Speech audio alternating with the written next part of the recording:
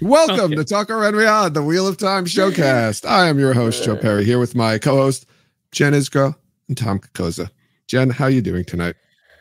I'm doing pretty good. I had an eventful Friday last week when I made you guys switch to Thursday recording and you mocked me for it. And then I ended my night by winning $500 at bingo. Street bingo, right? Regular, bingo? Straight up, original OG bingo. $500. Wow. 500 Congrats, big ones. Jen. So that's great. I will not be using any of that towards this podcast since I was mocked for playing bingo.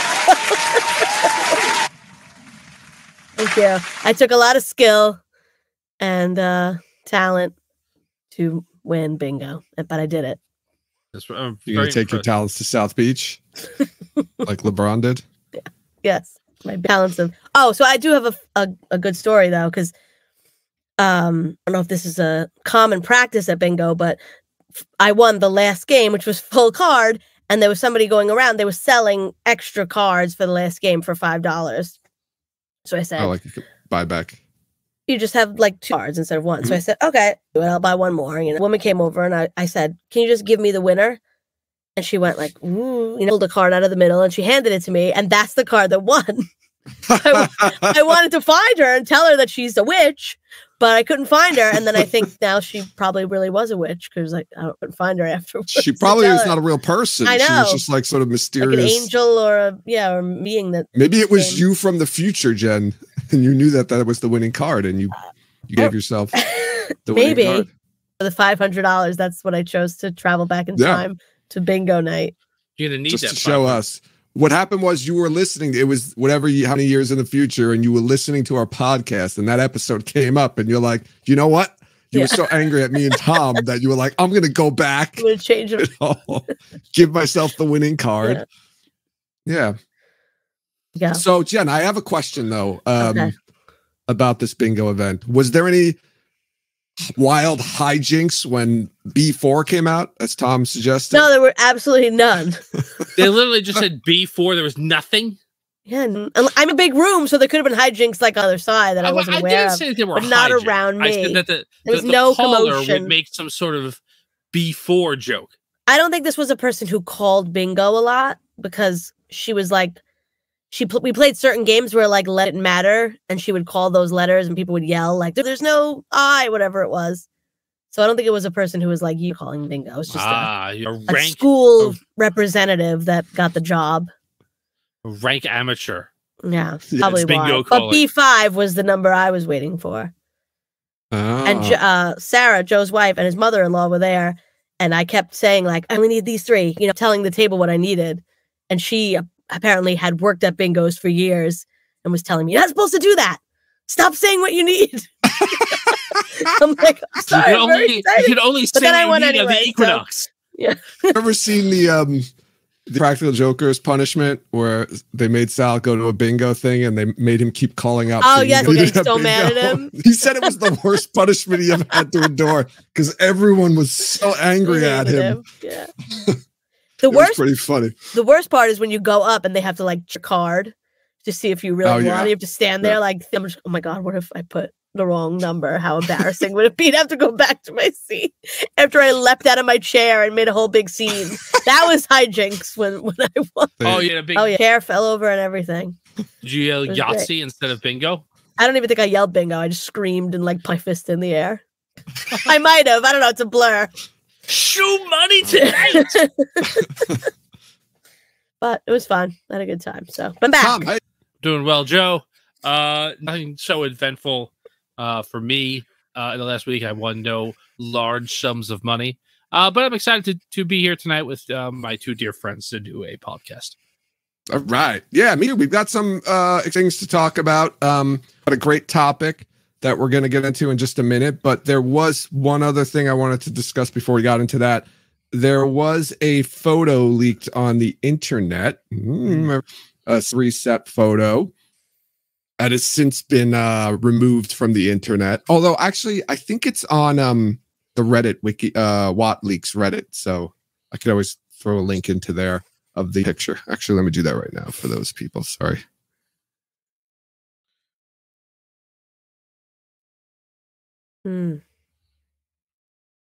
for our buddies in live chat here. Sorry. Doing it for our buddies. I was Okay, going to sing for sugar. There are 3 pictures in this one photo. It's a collage. We've got a wagon. It's not your typical Tinker wagon. It is a very modern looking, sleek designed wagon. Wagon nonetheless. Although there is some it looks like fabric on the wagon. I'm not sure if that's to hold part of the trees. I think It looks like netting. it's netting. it's netting for luggage. Okay, gotcha. I wasn't sure if that was something for later After Effects. It could be that too, but I think it's more just like the wagons. Do you think these wagons are like? No, They I don't not- look like Because it. I don't see a whole. I I mean, think these are the okay. So I think these wagons are going to be true Aiel wagons taking the Chora trees across the Dangreal. the Yeah, so the other picture is a man in front of one of these wagons. There's 2 wagons actually in this picture. There's a man and he's dressed in very kind of reminds me of what Ishamael was dressed in, right? He's got long sleeve white-ish shirt, and then he's got some brown pants and a brown. It's a combination of Ishi's outfit and what I believe the Aiel will be wearing in the show when they don't have hoods on. I think this is the original Cadensor, I believe. Yeah, and then there's because that guy also has a red wig on. yeah. I don't know if it's a wig, but I do. That's the wig. you wig. If that's not a wig, I feel bad for that gentleman. If that's his hair. Jesus. Oh, Tom, it's a blurry picture. I'm walking too, so it's. Why I think it's. I mean, whatever. Now we're gonna get it, but why I think it is a wig is because of how the hair falls across his forehead, which is very stiff and unnatural. It is possible that that is the Aiel hairstyle from this. I believe these were all. Maybe he's got product in his hair. Nobody would product their hair like that on purpose. He looks like alfalfa without the cowlick. All right. I'm saying it's not a wig, but I'm also saying that it's ridiculous that you believe that's a wig from this blurry photo. I think I'm not meant to be a brag, although it's going to sound that way. I think I'm fairly good at spotting hair pieces and wigs. I think I can tell. It's a talent he has. Yes. One of the lost talents from the Age of Legends. Yes. Oh my God. And then there's another picture. Let's get to the other picture here of people dressed in a similar style. Yeah. One of these people might be this person, although I don't think it is. I think these are 3 different people, but dressed in a similar style.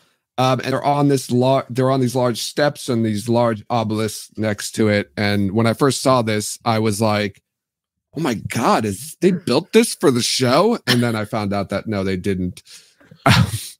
It's actually the Afrikaans language monument in South Africa. This thing actually really exists. It's pretty awesome looking, I have to say. It's the first time I've ever seen it. So it commemorates the semi-centenary Afrikaans being declared an official language of South Africa, separate from Dutch. Hey, so this was actually used in the 12th season of Doctor Who. Did you know that? No. I did not know that. Yeah. So looking though. Yeah. So I know we talked a little bit, Tom, your thoughts on this. You believe this is flat. So this is last column's flashback, Daisha? Yeah, I think that Sorry. And I'm much certain about this. Because this person's very far away. But I think one of the 2 people who are facing the camera in this picture might be La Trepose from season 1. I beg differ on that one, but there's no confidence there. I think it's a possibility. But I beg to differ. Yeah, okay. You always differ. I implore you. Jen, Dash, are you on the board with this? Yes. But I really want those to be like electric cars, and then eventually they go to horses. I think that would be cool if they just looked like wagons and started out like that, and then they became I don't know. It would be interesting, I think. Well, it looks like on the front of the wagons that there's bars, like you might hook the horses to. I'm just saying what it looks like. I'm not saying that that's what it's for. I thought that was the back of the wagon, but yeah, I guess you're right. That's the front. No, I think that's the where front you of the sit wagon. and put your feet on that platform, or your feet up on that railing. I don't see a steering wheel, so yeah, all right. I guess crush my dreams. Unless that piece, the harness flips up and it, like almost like a like coaster ride. Like, why would there be horse-drawn carriages in the Age of Legends, though? Because it's the world, I think. I know, but maybe I thought maybe this is like so not like get right. the stuff and get out of there stuff. Yeah. Right. Yeah, this is war of power, right? Okay. Yeah, this is breaking. It's breaking. Well, not after the. Yeah, it's during the breaking or right after it, I guess.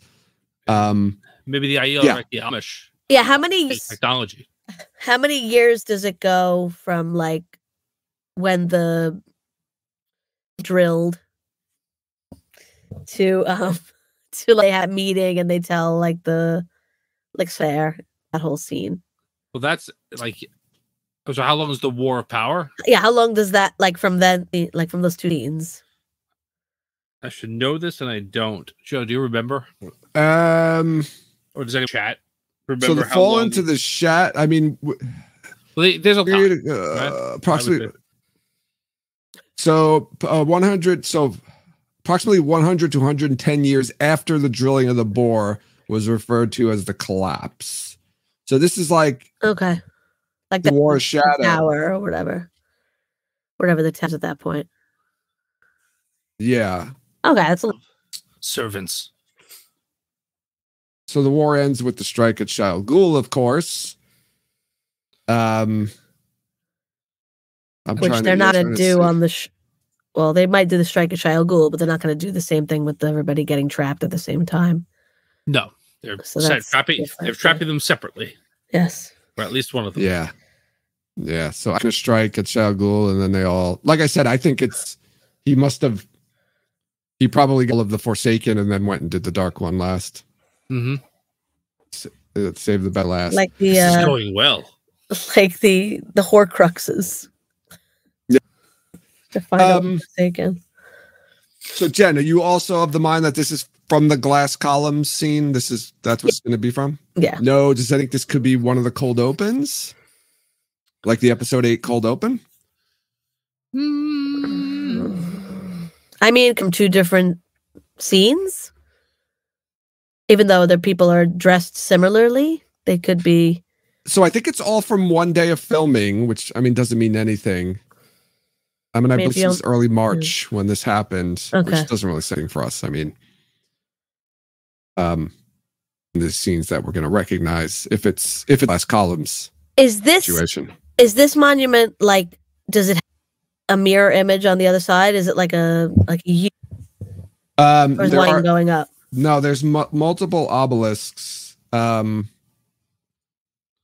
it, but it's not like symmetrical or anything. It's not like a gate to walk through. Like, no, it looks like the two people are standing, almost in between obelisks, and you can see another obelisk in the background. That's what it looks like to me too. Like it's almost like a I way wonder gate, if it's like a ring of obelisks or something. Well, I think there's 3 of them. Okay.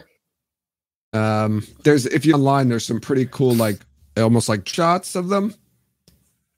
It looks cool, so you get a better perspective of like what it like. So you can check those out. But yeah, they're dramatically unless they're going to add stuff in CG, like behind them, to make that look like some other location, because they're just really dramatically standing next to like nothing. It almost seems like that should be like a building or something that they're waiting in front of. So maybe they're going to add stuff in post. Yeah. That sky is unbelievable blue. That's all I have.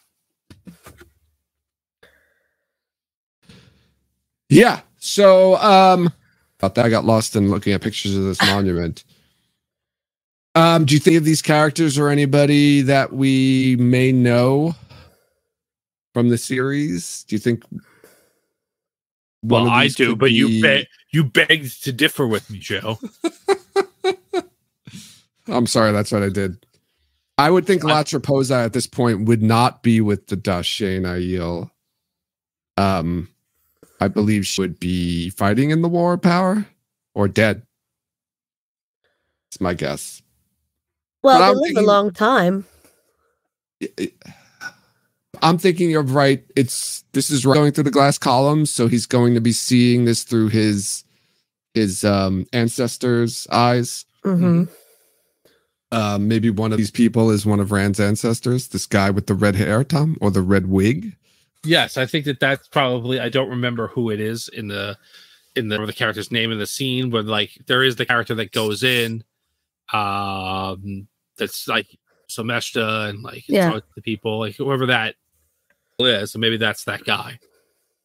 But I think that I for like the economy of characters. Like if you've introduced a character as like another leader of this time, and you're like, okay, well, this person just wants to get everything out of here. Like, rather than another random person to give the Aiel instructions, I think you just make La Traposa. Yeah, I agree. I was going to say the same thing. Sorry. It's okay.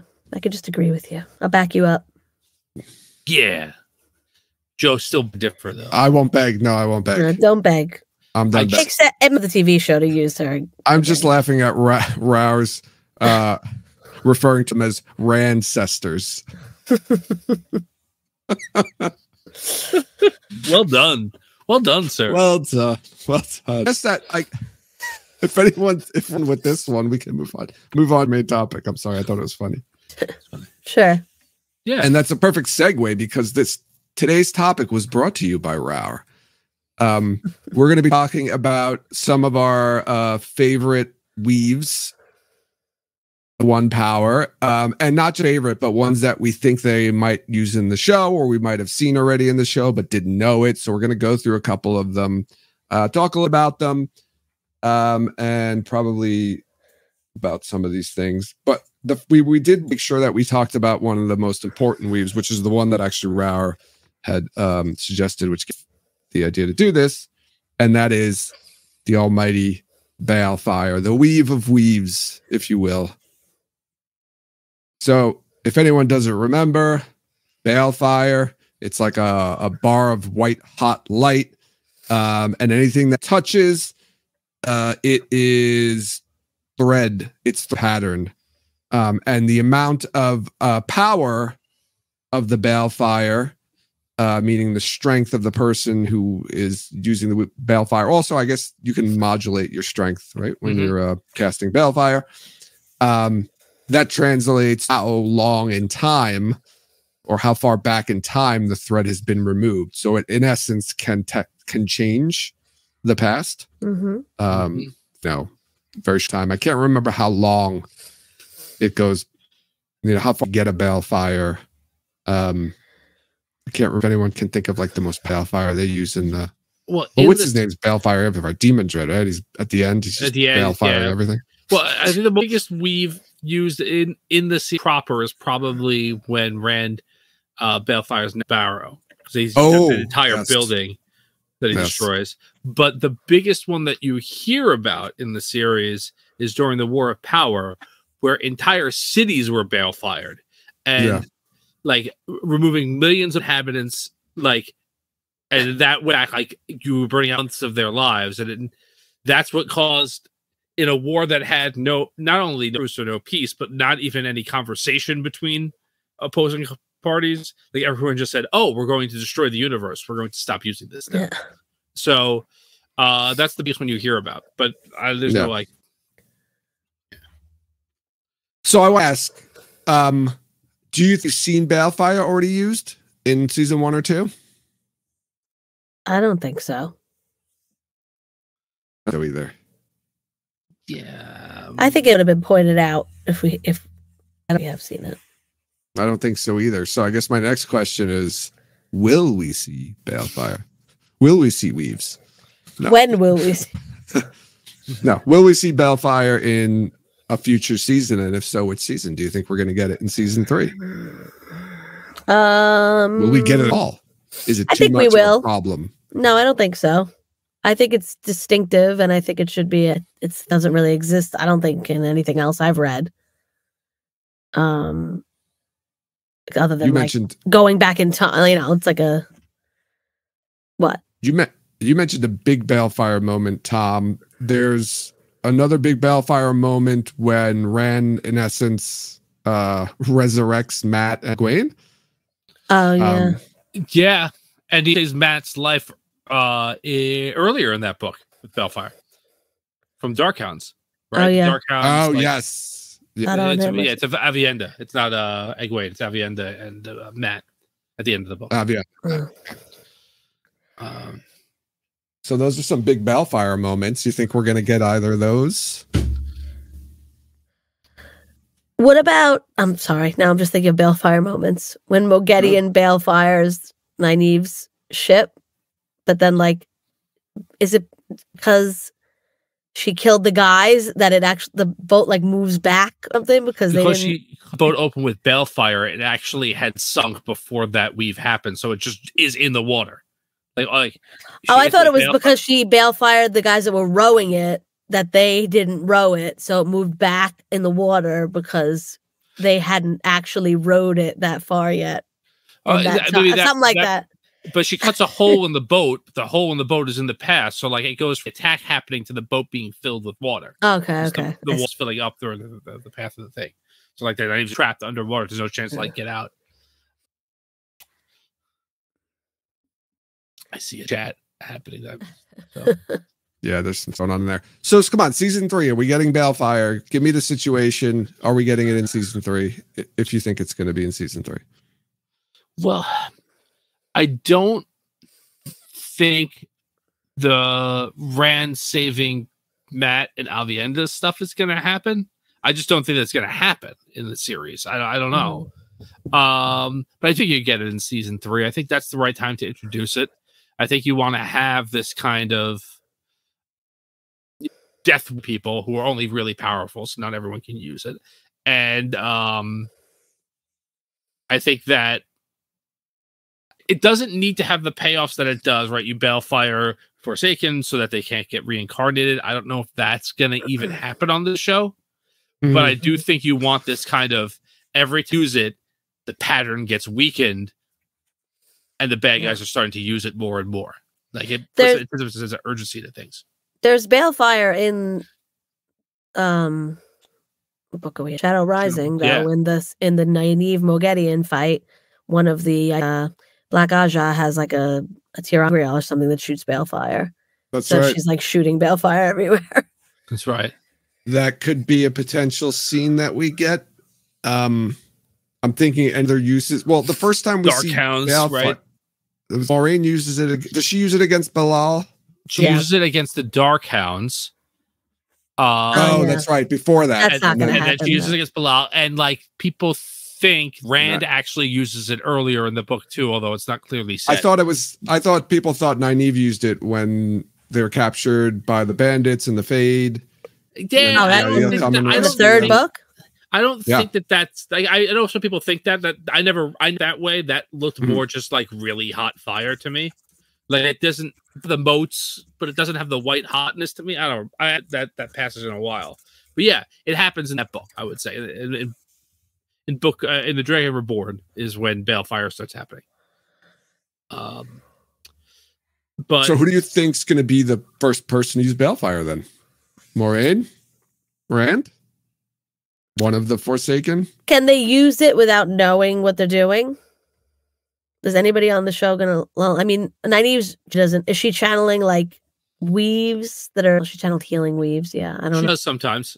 Yeah. Sometimes she channels stuff. Yeah.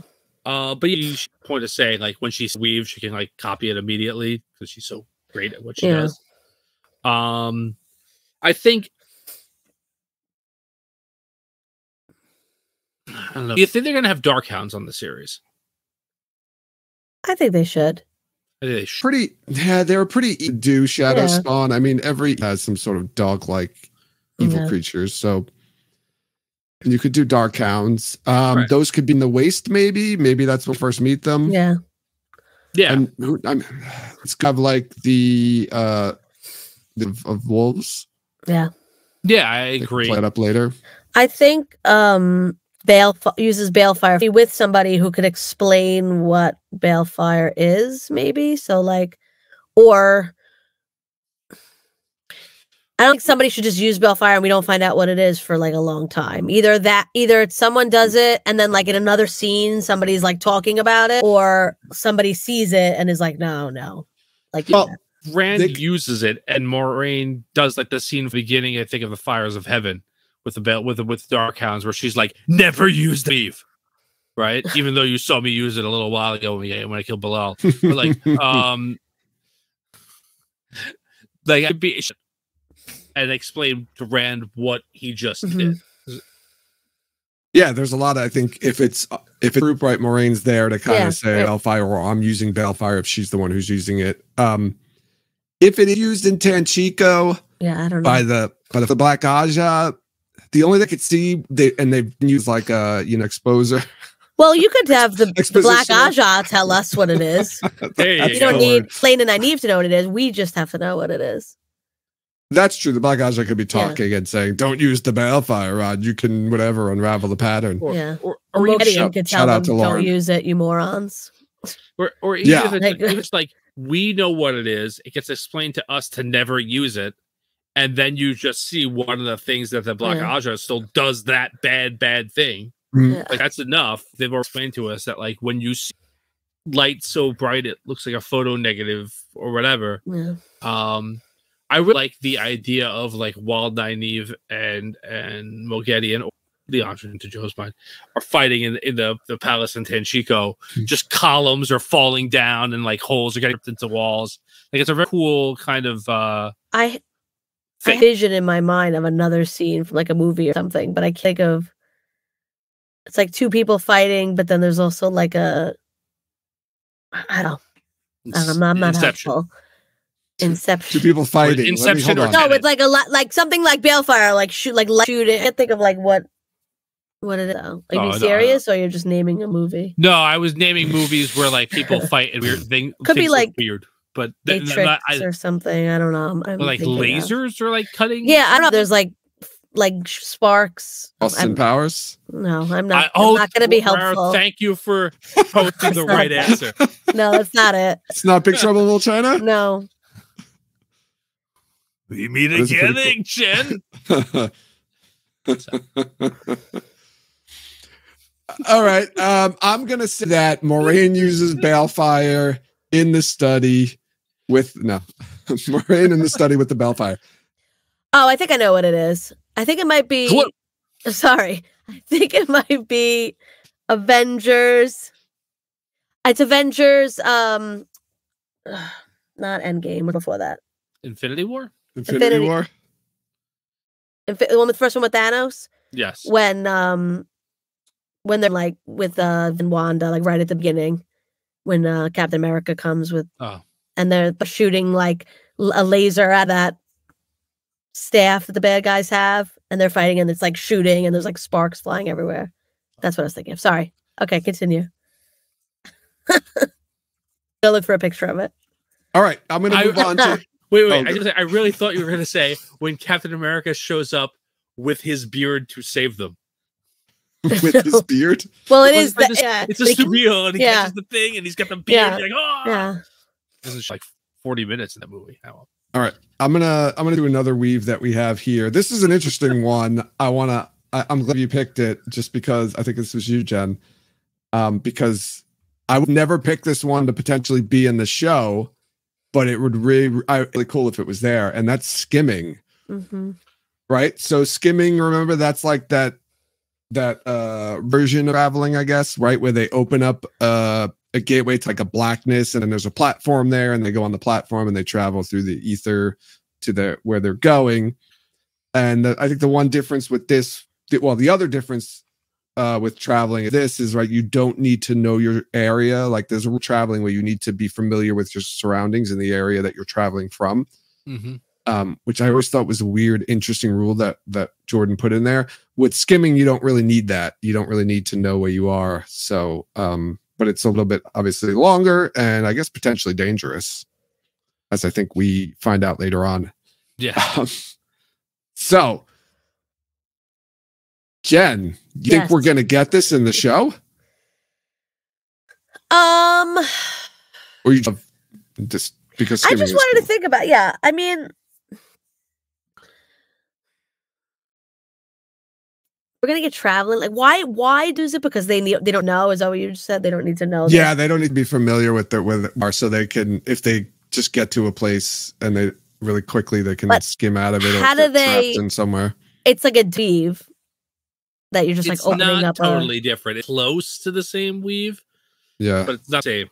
Right? But you also don't need to be as powerful to do skimming, if I remember correctly. Like, right? Only really the most powerful people can open gateways, but I think skimming, you don't need to be as powerful or as strong, I should say, in the one power.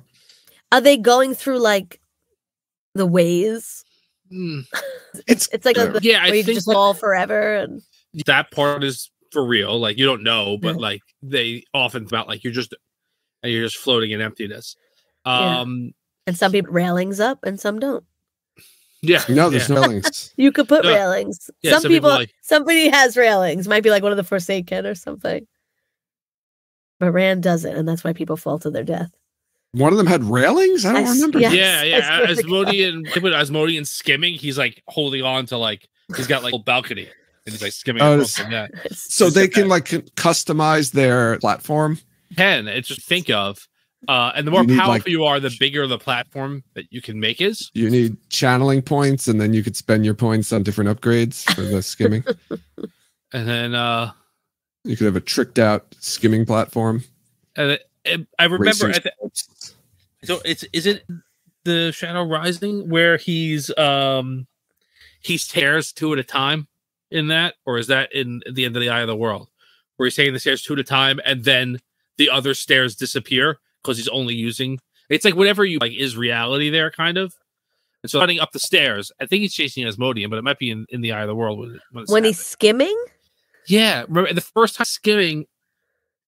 Yes, it's yes, and he's in like the blackness, and he's running up the stairs, going to where he wants to go. He's running up them two at a time, and then the other ones disappear, and now he has to run up two at a time because there's only half as many stairs. Oh, okay.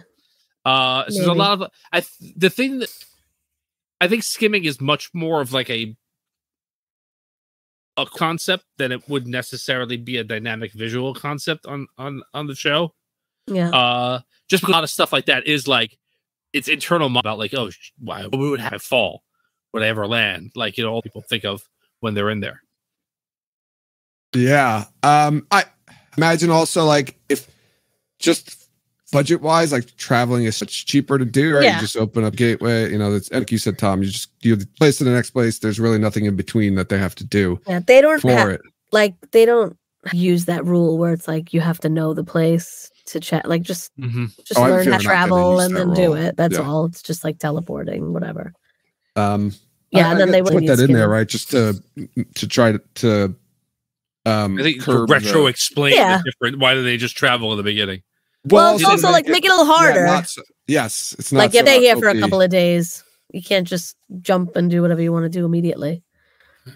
Yeah, and that's they put in a rule about like when you someplace, you do learn that place automatically by traveling to it. And you so they would. You want. Like there's a lot of rules that get made to explain why they're changing things now. Well, yeah, they learn a what? Yeah, that's right. They learn a workaround. Yeah. It's that you have to know the place you're traveling from, right? Not the place you're traveling to. But I think you can open up, right? You could open up like a gateway to short distance, though. Yeah, and then that place, because you open up a gateway, your brain automatically knows that place that you travel to. So you just travel from here to here, and then you can leave from here. Yes, you want to go. That's what happens in there, right? They travel like 50 feet away, and then they travel to wherever they want to go. Is this like the situation in D&D if you do a wall? Right, yes. Like you really have to know where you're going. No, you die in Dungeons. You would die, right? So you have to like really know where you're going. Spell. Like the exact it's clear as day. And also you don't want to like chop up in half when you open up. Well, that's why they put traveling. Samael does that. Right, they put like little ropes in area. one and picked one of the there's Death Gate, which I don't think we picked that one, but I did pick Death Gates. Oh, you did pick Death Gates. So that's a segue over to Death Gates then. Tom, this one's yours, right? So Death Gates, those are when basically it's opening and closing gateways very rapidly that are speeding across the ground. That Rand uses these at the house. I can't remember. The manor, yeah. Yeah. Do too, don't they? No, they just like Earth. Rolling rings of Earth. Yeah, only a couple no traveling at that point. Okay. This is a modification of the weave, where they're horizontal to the ground instead of vertical to the ground, and they open and close rapidly. And just since gateways are razor sharp, are they horizontal? Yeah, they're horizontal to the ground. They just are you sure? Yes, I thought they were. I always pictured them like vertical and just coming at the shadow spawn and basically like chopping them up like a Mac man.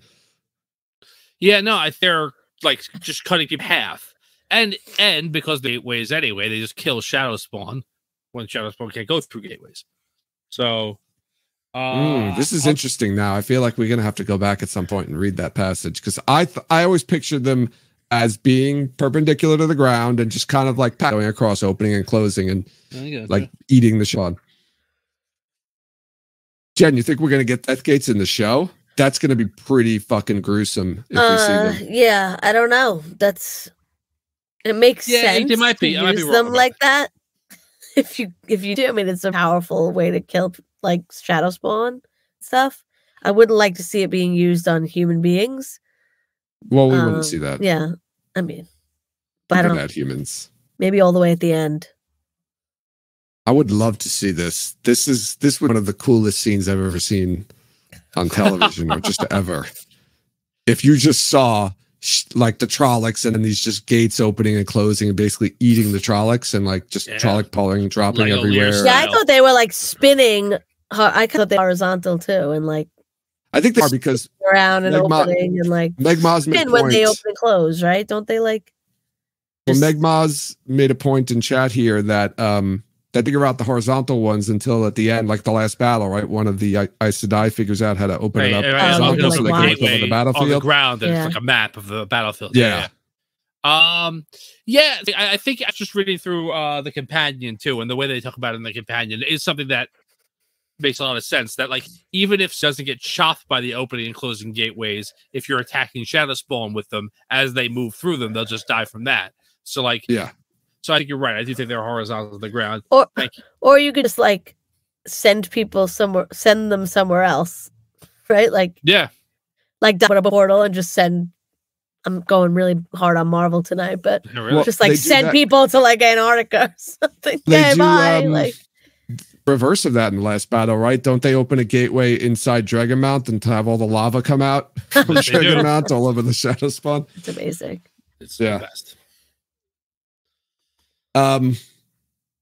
Yeah, I'm gonna see Death Gates next season. No, I think that's but I would love to see them show up.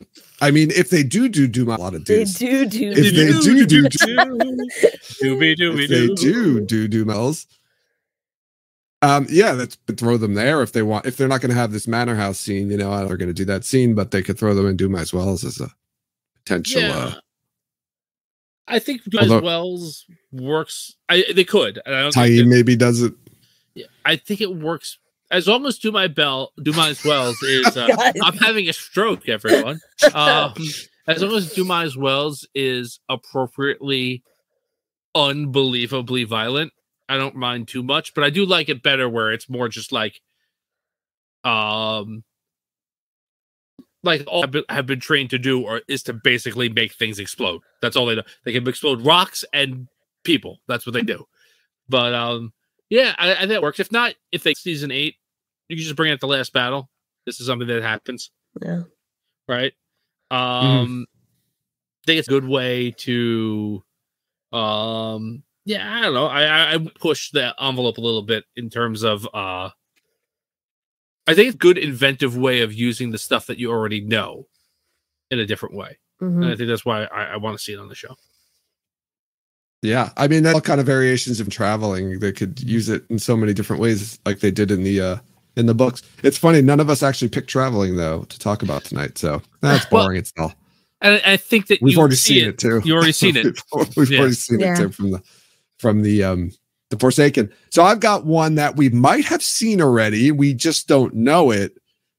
But one that I think they will, if we haven't already, this is something that will definitely be on the show because it's such a like a many kind of magical worlds and fantasy worlds types. And that is compulsion. Mm-hmm. All right. So that is the art of subjugating another person's will through the use of the one power and favorite tool of Grendel. So I want to ask this question first. Do you think we've already seen compulsion being used or somebody on the effects of compulsion in one of the first 2 seasons? You think Shiriam? Yes. We could talk about this now. Did we already talk about this? I guess we must have. We talked about it on our episode recaps. Like, is she? I don't even know if she like. Is she on compulsion? Or is she? Or are they both working for different people and don't know? Are they both are black, and they're both, but they both don't know that the other one is black. So she's trying to like cover what she. You're saying, it could be Leandrin who snare and like forged the Shiriam because she didn't know Shiriam was black. Yeah, but Shiriam would know that the signatures were forged. Right. Or is Shiriam confused or a good actress and lying? I think that's the question. Did Shiriam fake that and then pretend that she didn't know what it was because she doesn't know that Veren's also black? Or did Leandra not know that Shiriam was black and compulse her to make her write that? Like, where do you like? There are different opportunities for that subterfuge, right? Because it's not her handwriting. Yeah, I don't know. The tremors. So they thought it was like that she was under compulsion, but yes, that's right. That was one of the most ridiculous conclusions that was drawn in that whole. It was like and then like Shiriam might not be tremor in handwriting. Yeah. She must have been compulsed. Shiriam might not be. Like, whoa. Maybe she just had might not be Black Aja on the show anyway. We don't even know that she definitely is. So Shiriam. Yeah. I think it's funny because Varen was like, "Oh, I think somebody like just used her," and then Yaska's like, "Black Aja is back," and Varen's like, "Oh yeah, shit." Like she's like, "Of course, Black Aja." Like, yeah, somebody used her in the Black Aja. Oh shit, yeah, no, I don't know, maybe. Well, you said it. I didn't say. Yeah, it's too obvious in the show that she was compulsion was used on her just because of that conclusion that unless Varen is the one who did it and that's why she drew that. That's the only thing that would make that leap. Did it earlier and then came into Seer. If that Shiriam was under compulsion, but then why would she say it to Yasuka and like? Why would she still playing both sides? Yeah, I guess she's playing both sides. She's trying to tip the people in the tower off that the Black Aja are in the tower. Without like this is trouble. But we don't really know. I mean, obviously, Black Aja now we know that, but we don't really know what Shiriam and Varen are on the show. So that's true. Hard to like. We're making all these assumptions based on like what we read in the book. So who knows? Shiriam's a fun one though because you just have no clue until it's revealed, and it's such a big surprise because it's so much later on. Like Varen was, people had questions about her, but Shiriam was just like, "Whoa, what?" Yeah, Shiriam was one of the most likable. Generally, you think decent Aes Sedai. It's like, what? So I like that they would keep her that way in the show, which makes it better that she was apparently under compulsion during this whole situation. But we're gonna get more compulsion. I'm sure everyone agrees with that, right? Yeah, I think you're seeing this. I think you gotta have the Mogedian intro in Shadow Rising. First meets the girls, compels them. Oh yeah, that's right. Compulse. I don't think that's a word, is it? No, you've been saying compulse the whole no, show. I say compulse. She compels them. Compulse. Well, this is different because it's based off of the weave of the one power, so it's got a different So yes, verb form. So yeah, I think they're being compulsed. And so yeah, it's and I think what was I gonna like say? Expulsion and impulsion. Well, there's no expulsed. There's no expulsed. You've been annexed. So expulsed. People I think theorize that that Lay have used compulsion on Rand. On we Rand. do hear her right. There's his intro to episode 2 where Rand is walking and you hear a voice say something, and it sounded, I think it was Lanfear. I think she was in his head. I thought he was just like remembering something in his dream or something like that. Could have been. Or it was just for, did he hear it? Did he definitely hear it, or we are hearing we hear it? We hear it. Who knows? So it's like next time, Gadget. You know, it's like the ocean asked if he heard it. Yeah. I'm going to move on. We've got a bunch more. We don't have to get through all these, but I thought we were going to talk about Bellfire for the whole episode until you stopped us. We probably could have. We could have, yeah. How about eavesdropping? Mm-hmm. Now, I'm very surprised. I don't think we've seen this used yet, right? We absolutely have seen it used, I think, and I never really thought about it. But in episode 1, when Moraine is listening at the window to Rand, Perrin, and Matt having their conversation outside. I was like, I wonder if she can hear them. And then I saw this weave and I was like, that's right. She definitely heard them. I like that. I just rewatched the first episode too, and I didn't pick up on that. She's like, there's so much going on in that episode. It's like all over. But yeah, she's like at window, like literally stemming and watching them. Write that one down. And then when they're done talking, she like moves. I think if I'm remembering correctly, she like leaves when the scene ends. To get that to Rafe when he does the Q&A. Yeah, I don't even remember like what I'm thinking. I'm trying to think about what they specifically said in that. I know Matt asked him about Egwene. He says, "I'm going to go home." Is that when they give him the money, or they give him the money? I think, yeah. Right. They give him that, even though he already got the lanterns from. Yeah, he already got the bracelet, and then he takes the money. Rand says he's going home. You know, he's going back. Yeah. And then pretty much it. There might have been more that we didn't see, but let me see. Yeah, I think that's that conversation. It's their good friends. That's what that conversation is. Yeah, she's trying to get anything. I don't think she gets any. I don't know if she specifically gets anything from it, but she's trying to. I think she finds out that Rand and Egwene are a now estranged couple. Okay, no, I mean in her the dragon. we get the non-channeling points. We get the non-channeling version of eavesdropping in season 2 with Anver, right? Oh, and her secret hole. Yeah, her eyes, her portrait eyes. Her secret hole. Her secret hole doesn't sound good. No, it doesn't sound good. Isn't that what, I thought that was what Brendan called it during the somebody. Somebody got her whispering eye. Yeah. Jeez. And there's going to be more eavesdropping, right? And that means we're going to get wards against eavesdropping, because if you're going to have one, you got to have the other, right? Yeah. I'm trying to wonder if the wards around the camp were also wards against eavesdropping. I don't know that she says. I think she just says that they're wards to alert them. Yeah. I guess. I don't think it mentions eavesdropping, but who knows? Well, what about? Well, he's shielded, but what about like they put like earplugs in ears so he can't hear what? Oh yeah, plugs in there. He can't hear with his own ears, so I guess that's different. That's not really a ward. Yeah. Yeah, the E just protects against the actual. Oh no, it doesn't. It doesn't protect against the eavesdropping weave. It also basically stops all sound, right, from leaving the area. Yeah, right. Yeah. That'd be cool just to kind of get on show. Like there's just one, they don't hear anything. It's super quiet. Then all of a sudden they pass the threshold and they just hear a bunch of people talking really loud. Oh, that would be cool. Like a party gun. That'd be great for parties. Like when they got Saladar. Yeah. Shit. Well, they do it all the time.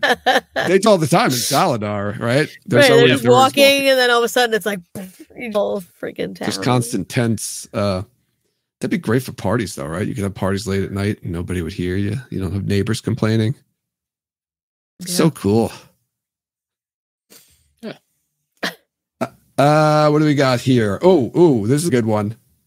This one comes up later on in the series. Masking the power. All right, so this is the being able to disguise your ability to channel so that other channelers can't sense you. And this is not from inverting the weaves, right? This is just kind of hiding your channel. Yeah, I don't think this is going to be on the show, Joe, because they don't sense channelers in the show. Yeah. Nobody can tell somebody else can channel. Well, Maureen called that Egwene. Yeah, but she's like do a weave over her while she's sleeping. Yeah. To figure it out. Is that delving, which is also on this list? It could be delving. She does. Although delving is really more to like find out what's wrong with you, I think. But like, yeah, like channels. Here, they don't sense channelers. They don't know that women can channel. There's no weave. Like so far, none of that has happened on the show. They use masking the bond. Yes, on the show. It's just right, but there's been no one Nynaeve can channel. Yeah, right. Maureen says it that she had no idea that Nynaeve can channel. It's true. Yeah. Also, I don't think the demonic can sense until you channel. When you're channeling, they know like a weave they can do on. It looks like that they know a special weave potentially that can determine if you're able to channel, like a test. No, I mean, but when walking by you, they don't. They can't like sense you in the house, right? Unless you're channeling. No, the girl walks through. Yeah, she's walking through the. Yeah, and she like points out who can channel. Yeah, she can figure out. After Ottoman's Mill. You sure she didn't? Then I don't know. You're right. No, she's walking. I'm thinking of in the town when like they're hiding in the house. That's what I was thinking of. Yes, then they can't sense until they channel. Like that triggers. That's like a larger to them. But if she's close by, she can catch you. I think. Yeah, I have to be probably close just to be able to sense. And I think that's the way it is in the books. Like you can't see 100 yards away and be like that person can channel. You have to be close to them. Right. But that has to be something that they learned how to do because literally Maureen's traveling with. Right. Yeah, I mean, Maureen does it too, right? Maureen is over at night and puts her hand over her chest and then is like, "Wake up!" I gotta tell you. They do that in Atchman's Mill. They just walked past her. No, but she could just be actively channeling that same weave and see if she has a resonance on anybody. Well, there's two things. Sorry. Go ahead. I was saying you're not seeing that from a channeler's point of view, so you wouldn't see any weaves that they do. Oh, so Holger is saying something. That one demonic talent for that confirmed by Sarah. Okay, those are my 2 points. You guys all stole my 2 points. Sorry. Thompson and Holger took my other one. Those are my 2 points. Okay, I remember that. Okay. Yeah, I think it might be a talent or something that just demone are trained to do, but talent sounds even better. Okay, makes sense. So the fact that it's a talent for this specific demone, I think you're right, Tom. It's just not going to be something. Well, it's technically, I guess, it could still pop up then, right? Could they learn how to do it so demone can't find them? Potentially, could be something that plays. Do it? I don't remember. No, I'm not saying that that's why they do it. I mean, I just do it in general when they're they do it when they're hiding from each other. Yeah. Maybe when hiding from the Black Aja or Forsaken. If it's established that at least one demone has a talent to do it, it potentially could be something that shows up later on where they learn how to mask it so the demone can't find them. But otherwise, you're right. I think there's a low chance that this is going to be in the show.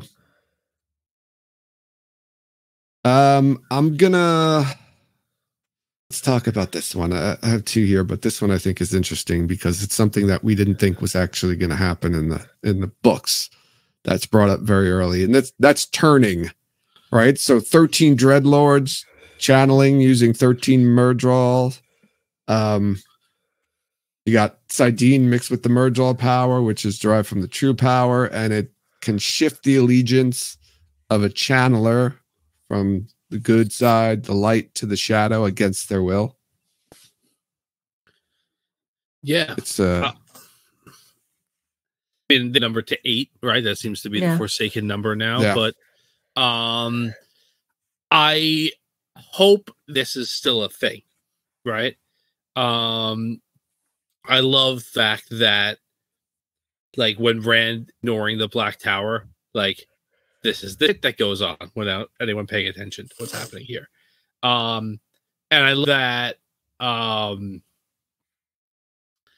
love that, like, that's how innately strong person, if you didn't know it already, for him not killing himself, that Logain is, that he just resists for days. And then, like, that's like internal during the whole last battle, is him, you know, fighting outside of him that has become darker. I like all that. I think that that's a good thing. I think that'd be a cool thing for, assuming we get to season 8, and Alvaro Morte is still here, that will be a fun thing for him to get to play with. Is that, like, desire versus his, you know, desire to be a good person or whatever. Yeah, I mean, if they got Alvaro Morte to be Logain, makes me think that we are going to get a lot of Logain throughout the series, and that would make 100% sense. If you're going to put a lot of Logain in, then you should definitely do that storyline. Otherwise, why put him in there?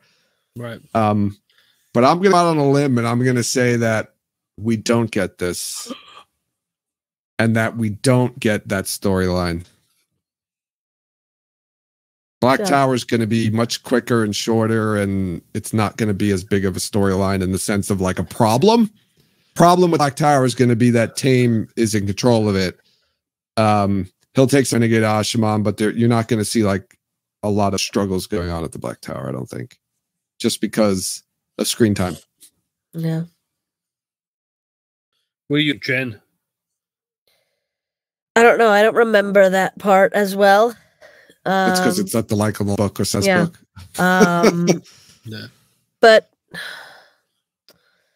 it'd be cool if somebody that was, like, really good was turned. I mean, that what happens to I think that guys like that, Rourke or something. No, Rourke gets his mind erased by Grendel, but right. Tarna Fear, she gets turned. No, Tarna the she gets out to the Black Tower. Was it Tarna? Does she get bonded by Logain? I'm not 100% on who bonds her, but yeah, I think she like no. And Tarna die I generally like. She's the keeper after Alviarin, right? Is it Tovine? Is that I hear Tovine in there? She's the. Is she? Tarna's the keeper. Yeah, she becomes the keeper after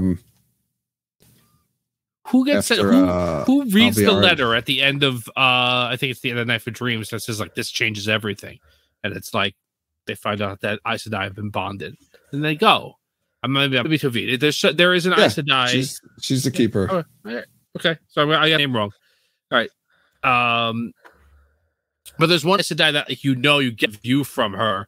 Not a lot, but you get points of view from her in the tower.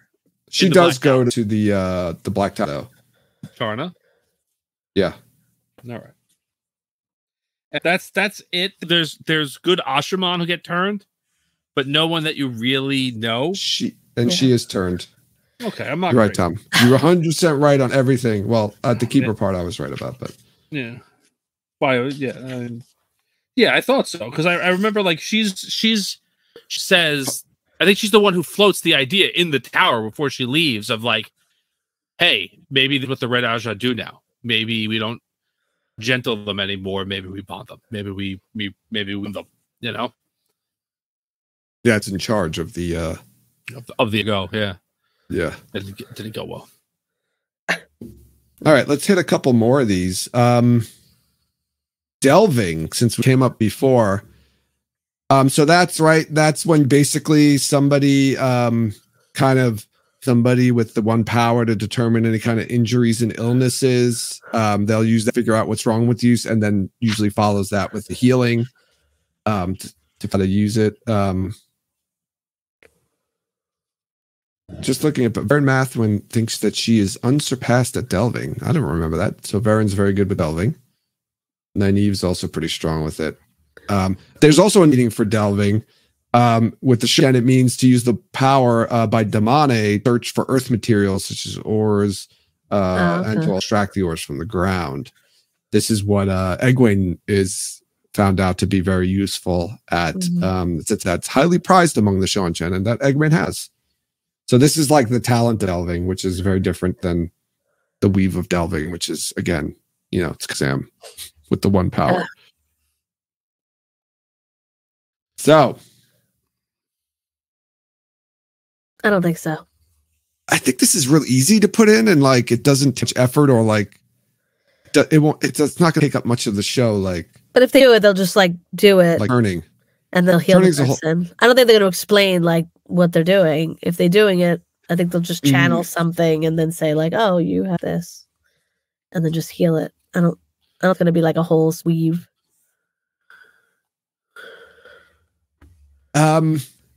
So there's, I think, a big instances of delving. So there's delving. Nynaeve does it to the male channelers, right? To try to figure out like what their madness, like if she can heal it. So I think that sounds like something that they would put in the show. I feel like Nynaeve's going to be able to figure out how to heal the madness. I hope so. I love that. Yeah. It is really cool, but I mean, it doesn't matter because then it's cleansed the taint. So is it like, does it in the show like to do that if they're going to taint? But they're still mad as mad as they were before the taint, right? Right. Like, they don't go back. Reverse engineer it. Yeah. Oh, and it's pointing out too, she uses it when she's examining Logain, right? And she's delving as well. I think even if you make it like, this is what Nynaeve calls it. Like, this is like, and people do. I don't have a problem with that. I think you're going to see it in the show. I agree with you. I'm not going to name it, but you're going to see it in the show. Yeah, they don't have to name it. I'm just saying we're going to see like a delving or something equivalent to it. This is like something that's very easy to put in the show, like writing wise, opposed to like turning, where you're going to have to write a whole storyline. Not write a whole storyline, but there's going to have to be a whole storyline about it. Right. I'm trying to think of like when Elaine like healing Rand. Did she see what like? I mean, she could wound, but do you have to like delve somebody to heal them always? Just to kind of see what the actual problem is. I don't think so. I think like if somebody's got like a wound, like a visible wound, I think they're like, oh, your arm's cut, like they can that. But you're right. If there's something like if somebody's sick, maybe. Mm-hmm. They have fever, they might want to delve them to try to figure out what's wrong. But it seemed like a lot of the Aes Sedai know how to do it. Well, we saw the healing, right? That accepted heal somebody. Yeah. We could assume that. Yeah, but they already what she had. They already, she had bone fever, so maybe they delved that first. We don't know, but that's what I mean. It doesn't like really matter. We just assume they're channeling something, and it's figuring out what you have. All right. What else we got here? Arrows of fire. This one I didn't remember, Tom. So this is an intricate of earth and fire, which causes small filaments of superheated material to fly from the channeler's fingertips. Is that magic missile? Yeah, like magic missiles. Yes. I put this in because I think that's what Rand does at the instead of word fire. Oh yeah, right. Oh yeah. Tom. Yeah, that's brought in at the same time as Death Gates. He's just shooting those as well from his hands as Death Gates are flying across the field. Yeah, I definitely was using magic missile in that scene, so that makes sense. I like it. I was saying she does it to Egwene's shields, right? Mm-hmm. At the end there, yeah. I like it. Yeah, that's cool. I didn't even think about that. This is one I didn't really remember. That's why. Like, I don't remember when it was used. I didn't check, though. But I'm glad you picked it, Tom, because, it sounds like we got it. I think we'll see it again. Yeah, I think it looks really cool. And I think that as powerful as Rand is, he kind of does slot. So I think you'll see it again. And I think that it'll... Oh, sorry, go ahead, Jen. It's okay. No, I was going to say it was like purposefully fired at certain people because he did not fire at, it was like aimed at the soldiers. Yeah. Pretty. I see him like, as he gets more powerful, souped up on the show, like him doing that to like 1,000 guys. coming Yeah, out. yeah. Just like, Well, in the description that I found, and it's weird that this was very specific. I don't know how they knew this. Maybe this came from the Wheel of Time RPG game. It says each fingertip will fire 10 of these very rapidly, so quickly they appear to flicker. I don't know. So I it's think 10. the RPG game came out before that weave, but I see. I see what you're saying. So you have to do that many? It just says each fingertip will fire 10 of these. Like, how did they? Like, where did this come from? I wonder this description. I don't know. Can or must? It says will. It says But what if you only want to fire one from each finger? No, it's gonna do it. That's so that it put like a count of fingertip. That's very specific. I thought that was odd. I've got more on the list here that I wanted to talk about, and it is another one that I think is definitely going to be in the show. It'll be interesting to hear your thoughts on whether we've already seen, and that is a mirror of mist or a mask of mirrors. This is the illusion that you can change your appearance. Yes. Have we seen this already in the show? Would you call Ishamael? No, because he does that in the Riyadh. With his fire eyes? Yeah. I mean, appearance. Oh, that's only in Teleron Riyadh.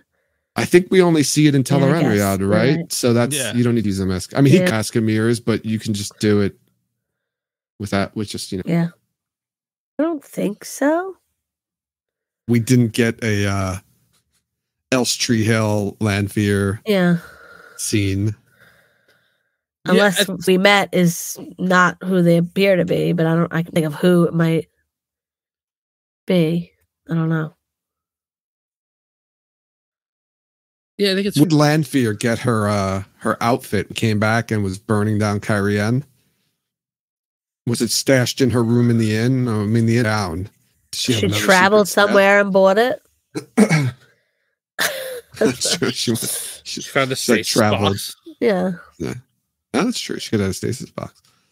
Yeah, I can't any scenarios in the show already that we might have seen it, but I'm pretty sure we're gonna see it in the show, right? We're gonna have to see it in this season. Yeah, I think so. I mean, unless you have Kylie and you just have and Lanfear's just hiding behind a rock, whatever. She's under the sand. She's in a wagon, one of the wagons, and she's in the whole time. Yeah, I think it's a lot of sense. There's a lot of.